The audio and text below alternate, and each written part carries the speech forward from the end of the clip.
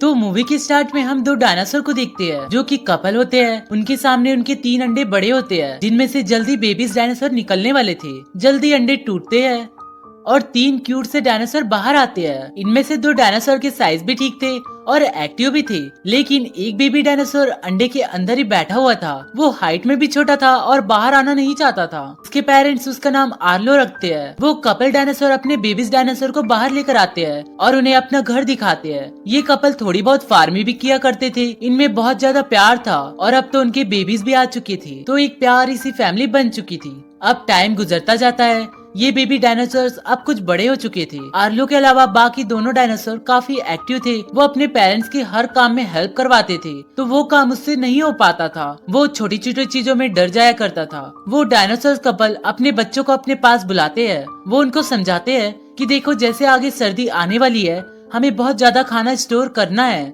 उन्होंने एक store room बनाया होता है जिसके अंदर वो खाना स्टोर कर रहे थे। उसके बाद फादर डायनासोर अपना फुटप्रिंट वहाँ पर लगाते हैं। सब बच्चे बहुत ज्यादा एक्साइटेड हो जाते हैं और कहते हैं कि फादर, हमें भी फुटप्रिंट लगाना है। लेकिन फादर डायनासोर उन्हें रोक देता है और कहते हैं कि नहीं, अभी तुम लोग काफी छोटे हो। जब तक तुम लोग कोई बड़ा काम नहीं कर लेते तब तक तुम सब लोग फुटप्रिंट नहीं लगा सकते। जिस दिन तुम्हें भी लगे कि हाँ, मैंने जिंदगी में कुछ कर लिया है, तो उस दिन तो फुटप्रिंट लगा लेना। मैं भी उस दिन का इंतजार करूंगा कि कब मेरे बच्चे मेरे जैसे हो जाए। फादर डायनासोर कहते हैं कि चलो आज के दिन मैं तुम लोगों का टेस्ट लेता हूँ। अगर तुम लोगों ने मेरे कहे अनुसार काम अच्छे से कर लिया तो बेशक आज तुम फुटप्रिंट लगा लेना। सब काफी एक्साइटेड हो जाते हैं, लेकिन आर्लो अभी भी बेचारा डरा हुआ था। आर्लो का भाई बड़े बड़े पेड़ों को, लकड़ियों को इकट्ठा करता है और आर्लो की बहन सारा फार्म साफ कर देती है। अब उन दोनों को तो परमिशन मिल जाती है फुटप्रिंट लगाने के लिए, लेकिन अगर आर्लो की बात की जाए तो उसने कुछ भी नहीं किया था। उससे हो ही नहीं पा रहा था, तो उसके फादर उसको अलाउड नहीं करते। आर्लो बहुत हर्ट हो जाता है और तभी उसका भाई उसे छेड़ने लगता है कि छोटे बच्चे, तुम कुछ भी नहीं कर पाते। तो आर्लो उसे कहता है कि ऐसा नहीं कहो, मुझे बुरा फील होता है। मैं अपनी तरफ से कोशिश करता हूँ पर मुझसे कुछ भी नहीं हो पाता। लेकिन उसका भाई उसे फिर भी चिढ़ाता रहता है। तो तभी वहाँ पर उसकी फैमिली आ जाती है और आर्लो के भाई को डांटती है कि भाई को तंग ना करो।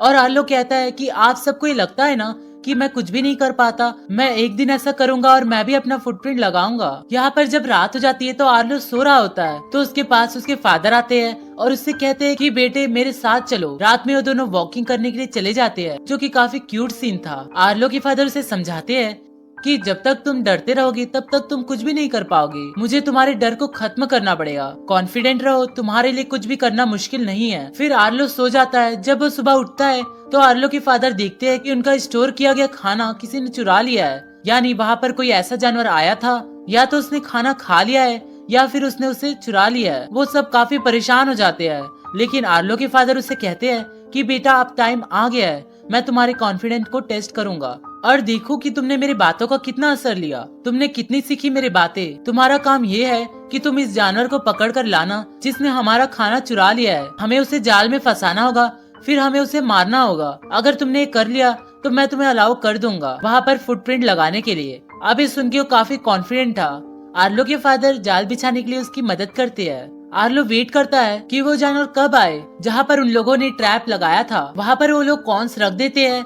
अचानक से एक जंगली बच्चा आता है और उन कॉर्न्स को उठाकर खाने लगता है। यानी असल में चोर और कोई नहीं बल्कि ये जंगली सा बच्चा था।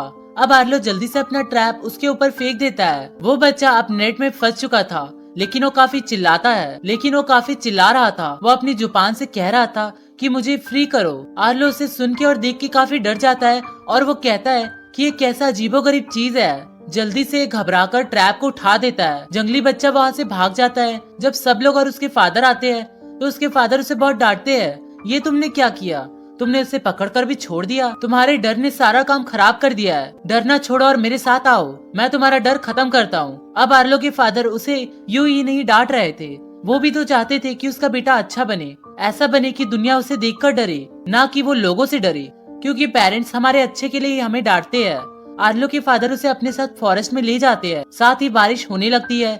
मौसम काफी खराब हो रहा था। आर्लो डरने लगता है और अपने फादर से कहता है कि डैडी वापस चले, मौसम खराब हो रहा है। तो उसके फादर उससे कहते हैं कि चुप करो बेटा और मेरे साथ चलो बस। आसमान पर काफी बिजली गरजने लगती है। आर्लो का दिल काफी जोर जोर से धड़क रहा था क्योंकि वो काफी ज्यादा डरपोक था। अब बारिश होने की वजह से वो लोग पत्थरों पर बार बार स्लिप हो रहे थे। चलते चलते आर्लो का भी पाँव मुड़ जाता है और वो नीचे गिर जाता है। आर्लो अपने डैड से कहता है कि डैड बस अब और नहीं ना। तो उसके डैड उससे कहते हैं कि मुझे भी बुरा लग रहा है कि मैं अपने बेटे को यहाँ पर ले आया हूँ, लेकिन तुम भी इस बात को समझो, अगर मैं तुम्हारा डर खत्म नहीं करूँगा तो बड़े होकर तुम क्या करोगे। चलो ठीक है, आज के लिए इतना ही और अब हम वापस जाते हैं। लेकिन तभी बारिश बहुत तेजी से होने लगती है। तेज हवा चल रही होती है, यानी तूफान आ जाता है। पत्थरों के साथ साथ यानी नीचे फ्लड आने लगता है। उसके साथ हर चीज बहकर आगे जाने लगती है। आर्लो के फादर उसे कहते हैं कि बेटा फौरन से ऊपर जाओ। वो अपने मुंह और अपनी टेल से अपने बेटे को ऊपर की तरफ उछाल देते हैं कि ये कहीं फ्लड में ना बह जाए, लेकिन वो नीचे ही रह जाते हैं। फ्लड उन्हें भी बहा ले जाता है। यहाँ पर सीन कुछ देर के ब्लैक हो जाता है क्योंकि ये बहुत इमोशनल सीन था। आर्लो अपने फादर को खो चुका था। आर्लो वहाँ से वापस अपने घर चले जाता है। अब वो भी अपनी बाकी बहन भाइयों के साथ काम करने लगा था। वो काफी उदास रहता था। एक दिन आर्लो काम कर रहा होता है तो उसे वही जंगली बच्चा नजर आता है। उसके दिमाग में फौरन से ये बात फ्लिप होती है कि फादर ने कहा था कि उसे पकड़कर मार देना। तो उसके पीछे भागने लगता है और आर्लो उसको पकड़ लेता है, लेकिन तभी वो नदी में गिर जाता है और वहाँ से बहकर काफी दूर चला जाता है। वो बेहोश हो चुका था और जब उसे होश आता है तो खुद को अकेला पाता है।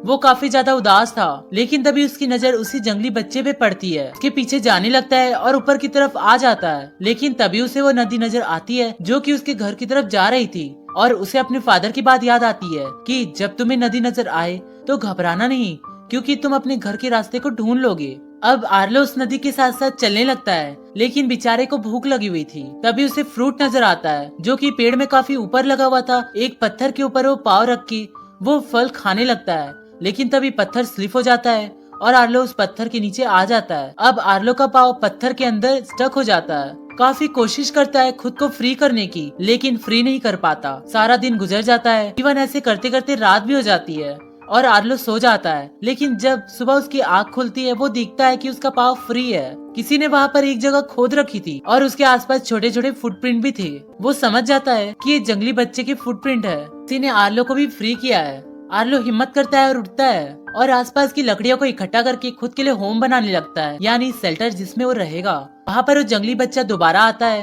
वो आर्लो के लिए एक लिजर्ट लाता है क्योंकि उसे भूख लगी हुई थी, लेकिन आर्लो उसे कहता है कि पीछे करो। इससे ये पता चलता है कि आर्लो लिजर्ट से भी डर जाता है क्योंकि वो जंगली लिजर्ट थी। के बाद बच्चा एक बहुत बड़ा कीड़ा लेकर आता है। वो अपने मुंह से उसका सर ही अलग कर देता है और इसे इशारा करता है कि इसे खाओ, लेकिन आर्लो उसे भी नहीं खाता कि वो वेजिटेरियन था और पौधे और फ्रूट इस तरह की चीजें खाया करता था। उस बच्चे को समझ आ जाती है कि इसे क्या खाना है।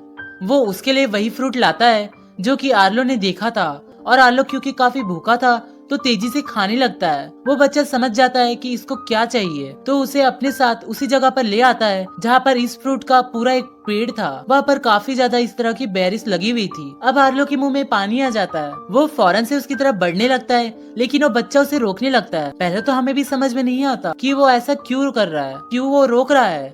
लेकिन जब आर्लो उसके पास जाता है तो वहाँ पे बहुत बड़ा स्नेक निकलता है। वो आर्लो पर अटैक करने ही वाला होता है कि वो जंगली बच्चा स्नेक पर हमला कर देता है। उन दोनों की फाइट होती है और आखिरकार वो स्नेक वहाँ से डरकर भाग जाता है। वो लोग एक जगह पर जा रहे होते हैं, तभी कुछ लकड़ियों में से एक पेड़ जैसा जाइंट बाहर आता है जिसके सींग पर बहुत सारे बर्ड्स बैठे हुए थे। वो आर्लो से पूछता है कि तुम्हारे साथ ये बच्चा कौन है, क्योंकि वो दोनों जानवर थे तो आपस में बातचीत कर सकते थे। और आर्लो कहता है कि मुझे भी नहीं पता इसका नाम क्या है। तो वो कहता है कि चलो रख लो इसका कोई नाम, और आर्लो उसे कहता है स्पॉट। और जंगली बच्चा पीछे मुड़कर देखता है, यानी कि उसे अपना नाम अच्छा लग रहा होता है। आर्लो और स्पॉट में काफी अच्छी दोस्ती हो जाती है। वो एक साथ चलने लगते हैं। आर्लो इनफैक्ट अपने घर जा रहा था, लेकिन उसे रास्ता समझ में नहीं आ रहा था। फिर वो लोग एक जगह से गुजरते हैं जहाँ पे बहुत बड़ी बड़ी घास होती है। वो अपनी टेल उस घास में घुमाता है तो बहुत सारे जुगनू यानी फायरफिल्स उसमें से निकलते हैं। ये देखकर वो पहले तो खुश हो जाता है, लेकिन फिर आर्लो को याद आता है कि उसके फादर भी उसे इसी तरह खुश किया करते थे।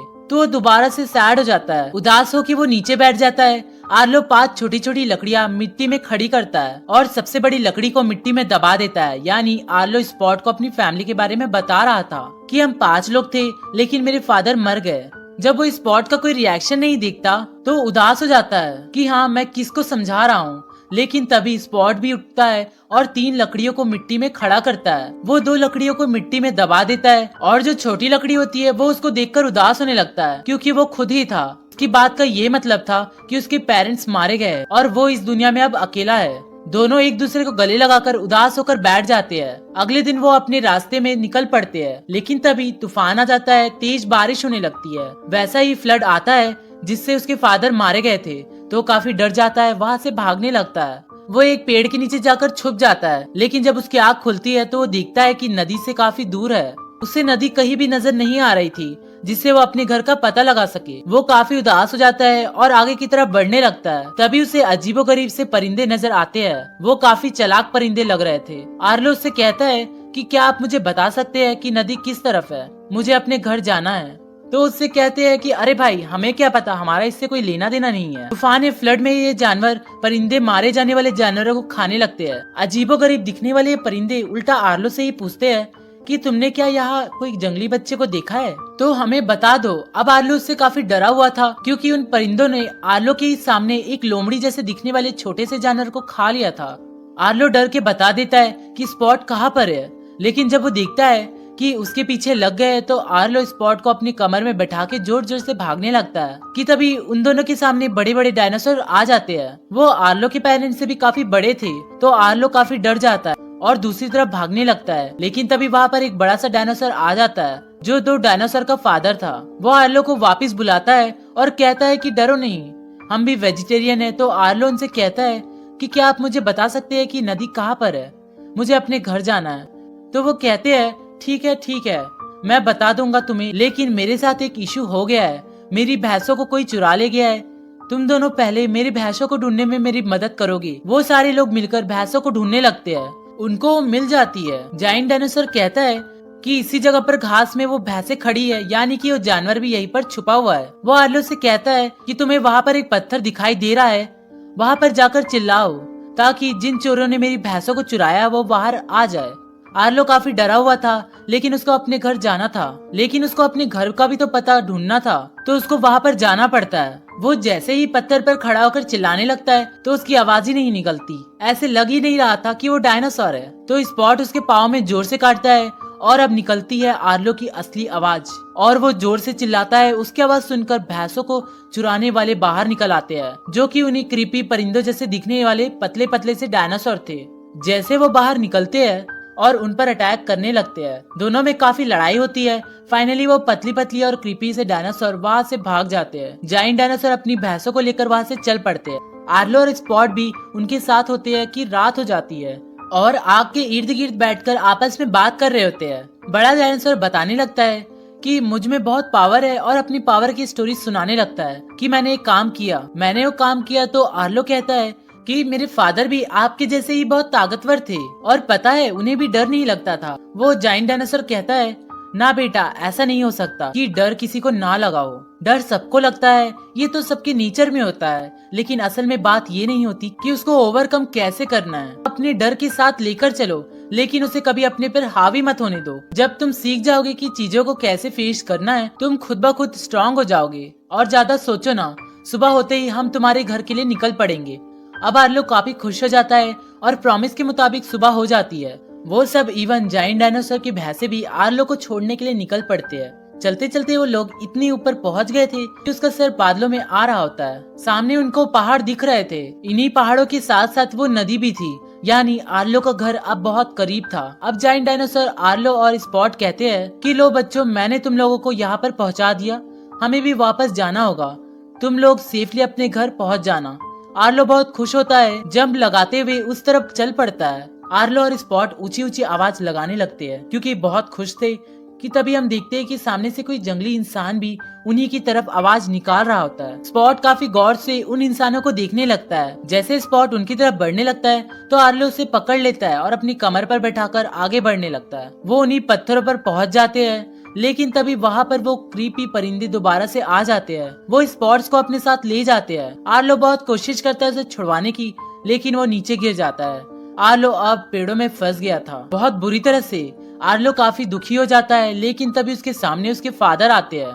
आर्लो जल्दी से उस पेड़ों के ट्रैप से खुद को फ्री कराता है। वो अपने फादर के पीछे पीछे चलने लगता है और उनको देखकर कहता है कि पापा आप वापस आ गए, आप यहीं पर थे। आर्लो नोट करता है कि उस गीली मिट्टी में उसके पाँव के तो निशान पड़ रहे थे, लेकिन उसके फादर के नहीं। यानी ये सिर्फ उसकी इमेजिनेशन थी। उसके फादर इस इमेजिनेशन में उसे ये कह गए थे तुम्हें स्पॉट को ढूंढना होगा। आर्लो खुद भी स्पॉट को ढूंढना चाहता था क्योंकि वो उसे मिस भी कर रहा था। आर्लो आगे बढ़ने लगता है और चिल्लाने लगता है। तभी वो देखता है कि क्रीपी परिंदे एक लकड़ी में स्पॉट को देखकर खाने की कोशिश करते हैं, लेकिन स्पॉट उन लकड़ियों में छुपा हुआ होता है। आर्लो का पहली बार कोई दोस्त बना था, उसे ऐसी हालत में देखकर उसे बहुत गुस्सा आता है। और यहाँ पर हम आर्लो की पहली बार इस नेचर और गुस्से को देखते हैं। आर्लो जोर जोर से चिल्लाने लगता है, लेकिन तभी फ्लड आने लगता है। बहुत ज्यादा उसके साथ हर चीज बहकर आ रही थी, लेकिन आर्लो कोई परवाह नहीं करता और नदी में कूद जाता है। उसने स्पॉट को बचा लिया था। वो जैसे तैसे करके स्पॉट को नदी से बाहर लेकर आता है, लेकिन उसकी बॉडी खुद भी बहुत ज्यादा जख्मी हो चुकी थी, यानी उसको खुद भी काफी ज्यादा चोट आई थी। वो लोग वहाँ से आगे निकल पड़ते हैं। स्पॉट आर्लो के ऊपर बैठा होता है। तभी वो जंगली इंसान दोबारा से दिखाई देते हैं। अब की बार आर्लो उसे अलो कर देता है कि तुम उनके पास जा सकते हो। स्पॉट फौरन से उसकी तेल से नीचे उतरकर उन जंगली इंसानों के पास भागकर चला जाता है। वो देखता है कि ये तो मेरे फादर है। उसकी मदर, उसकी बहन, भाई और वहाँ पर होते हैं। स्पॉट के फादर उसे प्यार करते हैं और उसे अपनी गोद में बैठा लेते हैं। अब आर्लो इमोशनल सीन देखता है तो उसे भी अपनी फैमिली की बहुत याद आने लगती है और वो काफी उदास हो जाता है। तो स्पॉट फौरन से उसके पास जाता है और उसके ऊपर बैठ जाता है, यानी वो अभी भी आर्लो के साथ अपनी फैमिली को ढूंढना चाहता था और वहाँ जाना चाहता था। लेकिन आर्लो उसे अपने मुंह से पीछे करते हुए कहता है कि तुम अपनी फैमिली के पास जाओ, तुम्हारी जगह यहाँ पर है। तुम भी प्यार और केयर के डिजर्व करते हो। यहाँ पर दोनों एक दूसरे को सैडली गुड बाय कहते हैं। ना चाहते हुए भी आर्लो अब अपनी फैमिली की तरफ निकल पड़ता है। अब आर्लो चलता रहता है और फाइनली उसे अपना घर दिखाई देता है। वो काफी रोने लगता है। सामने में उसकी मदर, उसकी बहन और भाई भी आ जाते हैं। वो दोनों एक दूसरे से मिलने लगते हैं, लेकिन वो सब अपनी फैमिली के लीडर यानी आर्लो के फादर को भी मिस कर रहे थे। आर्लो की माँ कहती है कि तुमने बहुत अच्छा काम किया है। अब वो दिन आ गया है जब तुम अपने फादर का ख्वाब पूरा करने वाले हो। उन्होंने यही कहा था कि जिस दिन तुम बड़ा काम करोगी उस दिन तुम अपना फुटप्रिंट लगा सकोगे, तो लो लगा लो फुटप्रिंट। आर्लो खुश हो जाता है। उसने अपने बाप का ख्वाब पूरा कर दिया जैसे उसके फादर चाहते थे। वो आज ऐसा बन गया, चाहे वो उसके पास नहीं है लेकिन वो हमेशा स्ट्रॉन्ग रहेगा और अपने पापा को हमेशा याद करेगा। इसी के साथ वो अपने फादर के सामने अपना फुटप्रिंट भी लगा लेता है। और इसी क्यूट सीन के साथ ये मूवी यहीं पर एंड हो जाती है। Thank you for watching.